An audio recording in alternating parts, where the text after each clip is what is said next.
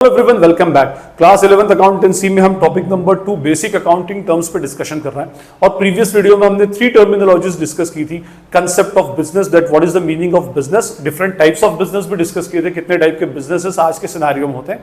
Plus हमने discuss किया था concept of profession as well as concept of non profit organisations और उनकी नीड के, उन सब में अकाउंट्स की एक्चुअली क्या नीड होती है, डिस्कशन हमने किया था। फाइन। अब इस वीडियो के अंदर हम एक और बेसिक टर्मिनोलॉजी डिस्कस करने जा रहे हैं जो आपके अकाउंट्स के पॉइंट ऑफ व्यू से बहुत इंपॉर्टेंट है, जो प्रैक्टिस पॉइंट ऑफ व्यू से, that is the concept and meaning of entity.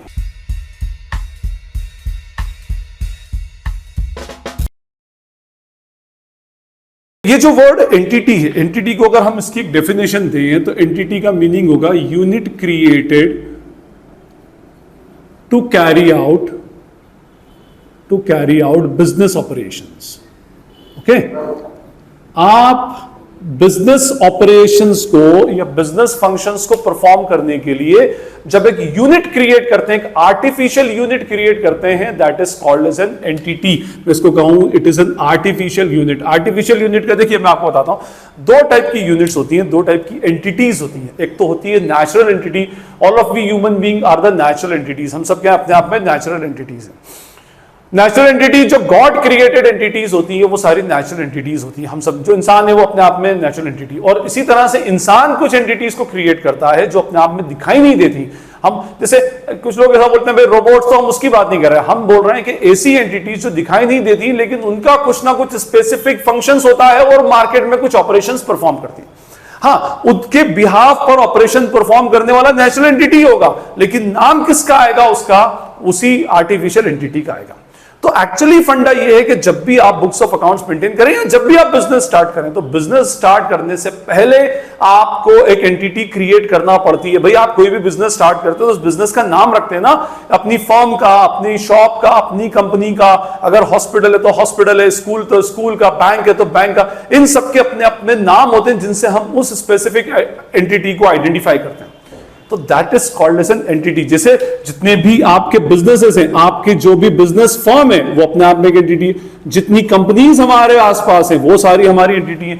जितने ब्रांड्स हैं वो सारी एंटिटीज हैं। आपके स्कूल, आपका स्कूल और आपके आसपास जितने स्कूल्स हैं, all these are the entities. जितने भी कॉलेजेस हैं वो सारे कॉलेजेस अपने आप में एंटिटीज हैं। जितने भी चैरिटेबल ऑर्गेनाइजेशंस हैं, हॉस्पिटल्स हैं, और all these are the entities. Banks हैं तो बैंक्स भी अपने आप में क्या एंटिटीज हैं। और हम डील जो करते हैं लीगली वो किससे करते हैं, we use to deal with the entity.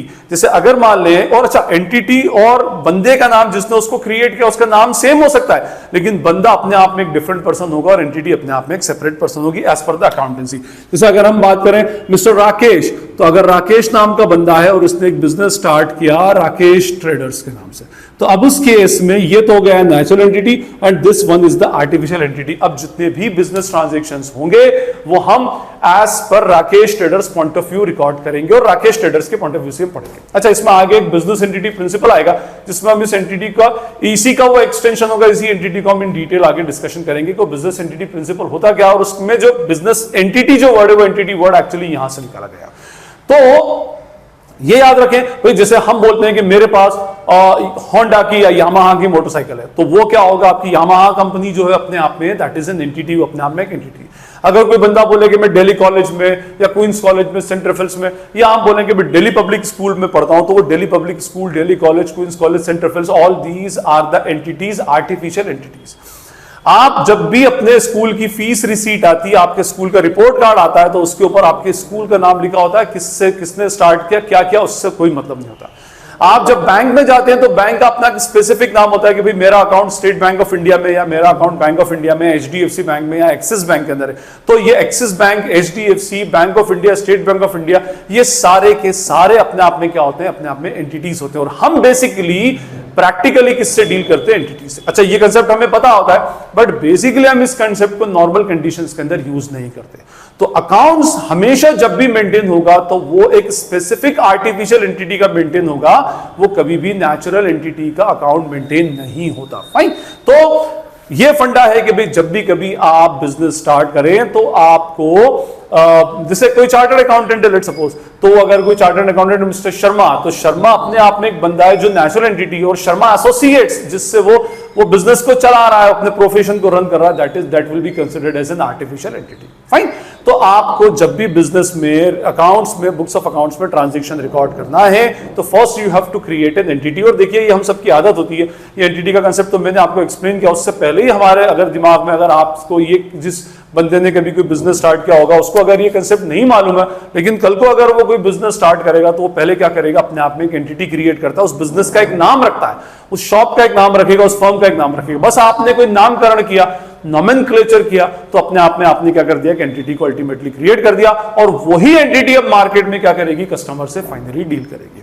तो इसमें हमने एंटिटी का कंसेप्ट देखा। आई होप आपको एंटिटी का कंसेप्ट क्लियर हो गया होगा, और स्टिल अगर आपको कोई क्वेरी या डाउट लगता है तो you can ask in the comment section.